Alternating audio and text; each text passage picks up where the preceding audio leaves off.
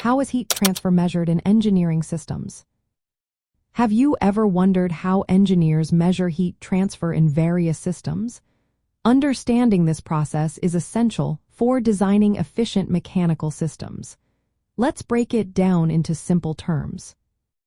Heat transfer refers to the movement of thermal energy through materials or between different environments.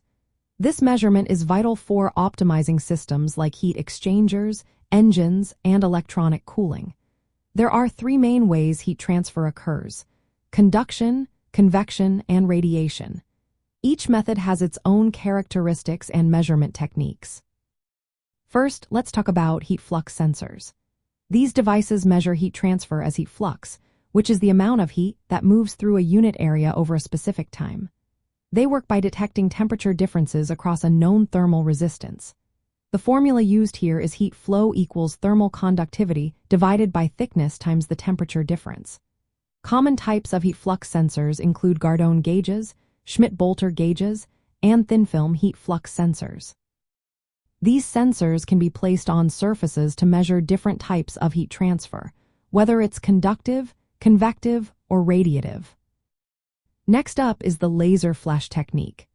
This method involves shining a laser pulse on one side of a material and measuring the temperature rise on the opposite side. It quickly determines how fast heat spreads through the material. While this technique is great for bulk samples, it may not be the best choice for thin films or coatings. Then we have the transient hot wire and hot disk methods. In these techniques, a wire or spiral metal strip is heated while placed within or between materials. By recording the temperature rise over time, engineers can calculate thermal conductivity and diffusivity. The transient hot wire method is particularly effective for liquids, while the hot disk method is suitable for bulk solids. Another interesting method is Time Domain Thermoreflectance, or TDTR. This optical technique heats a sample with a laser and measures changes in reflectance due to temperature changes. It works well for both thin films and bulk materials, providing thermal conductivity data at very small scales. When measuring heat transfer, practical considerations come into play. The choice of sensor depends on the expected heat flux range, temperature, and environmental factors.